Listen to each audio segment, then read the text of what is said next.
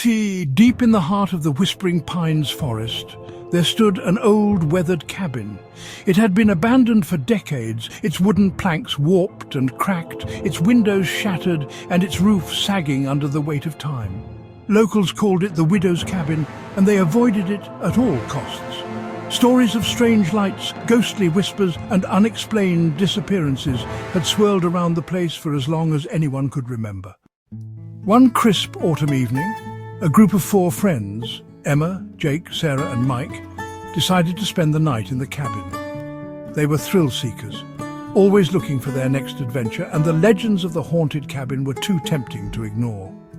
Armed with flashlights, snacks and a camera to document their experience, they hiked through the dense forest until they reached the cabin.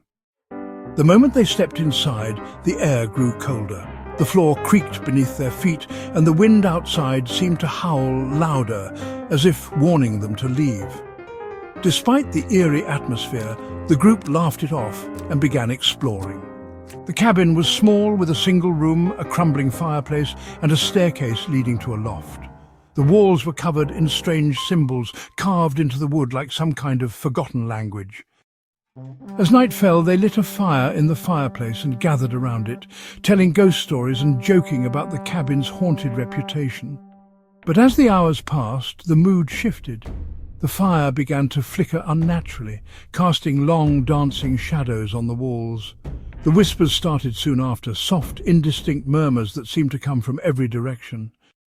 "Did you hear that? Yeah, probably just the wind." But the whispers grew louder, more urgent. Then came the footsteps, slow, deliberate creaks on the staircase. Everyone froze, their eyes fixed on the loft.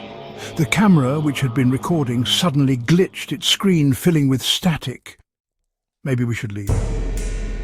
Before anyone could respond, the fire went out, plunging the cabin into darkness. The whispers turned into screams, and the temperature dropped so low they could see their breath.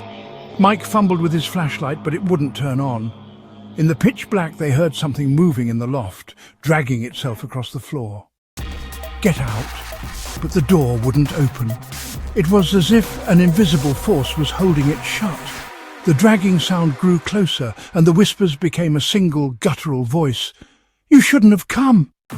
Just as the thing in the loft reached the top of the stairs, the door flew open, and the group stumbled outside, gasping for air. They didn't stop running until they reached the edge of the forest, where they collapsed, exhausted and terrified. The next morning, they returned to the cabin in the daylight, hoping to find a rational explanation for what had happened. But the cabin was gone. In its place was nothing but an empty clearing, overgrown with weeds and surrounded by tall pines. No one in town believed their story, but the friends never forgot that night. To this day, they swear they can still hear the whispers when the wind blows through the whispering pines. And they never, ever go into the forest after dark.